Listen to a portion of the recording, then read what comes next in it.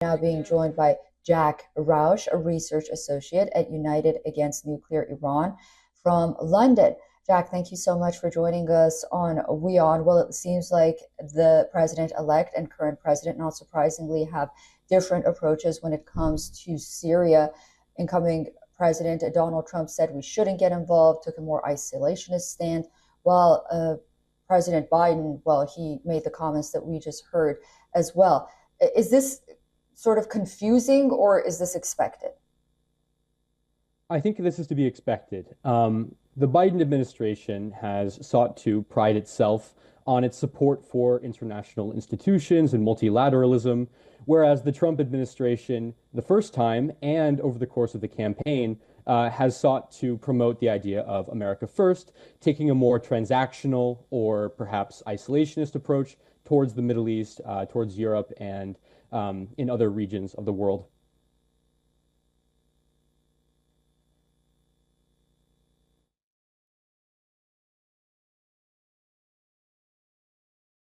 And Jack, in your opinion, will the incoming US government recognize the new administration in Syria, given the fact that the leader of the HTS is not only on the US sanctions list, but to the best of my knowledge, there is a $10 million bounty on him?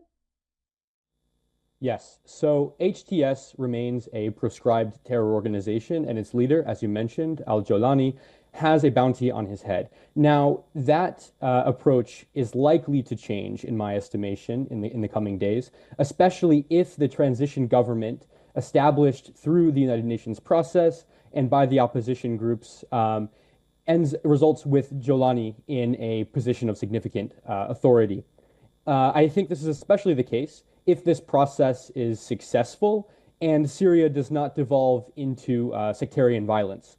Now, I think Jolani's increasingly moderate approach towards Syria's ethnic and religious minorities is positive and will likely aid in this process. However, should the situation devolve into sectarian violence, the United States will likely see it necessary to keep HTS on the terror list and do what is necessary to support our partners, particularly the Kurds.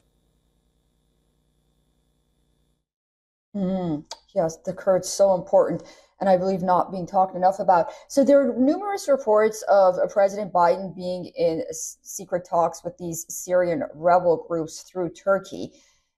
Of course, there's clearly a U.S. concern on ISIS's resurgence.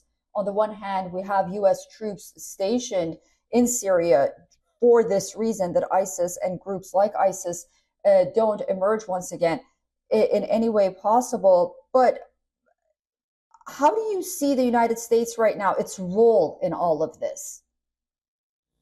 Right. So the United States maintains a small force in Syria, and part of the reason for that was to keep Russian influence in check, and also to ensure that the Kurds did not overstep, in particular with attacking the Kurds.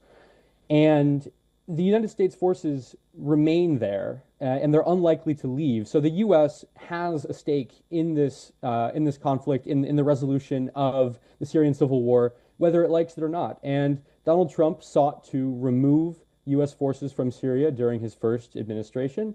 And maybe he'll try to do that again, but it seems unlikely to succeed for the same reasons it didn't succeed the first time. There is still a Russian military influence. ISIS is resurging. It's uncertain what Turkey's aims are, though given their role in backing the opposition groups, it's likely they will play a large part in the resolution process. And of course, Iran also maintains a presence still in Syria. It trained many of the forces that supported the Assad regime, and not all of them have left Syria yet. And the ones who have left Syria, thousands have gone to Iraq, they may be retrained, remobilized, and sent back into Syria. So the risks are still very evident, and the reasons that the U.S. forces were in Syria to begin with remain in place. Very interesting. Well, thank you so much for all of that. And I look forward to speaking to you again very soon, as we're watching this story, of course, very closely coming out of the Middle East. Thank you. Thank you. For all the latest news, download the WION app and subscribe to our YouTube channel.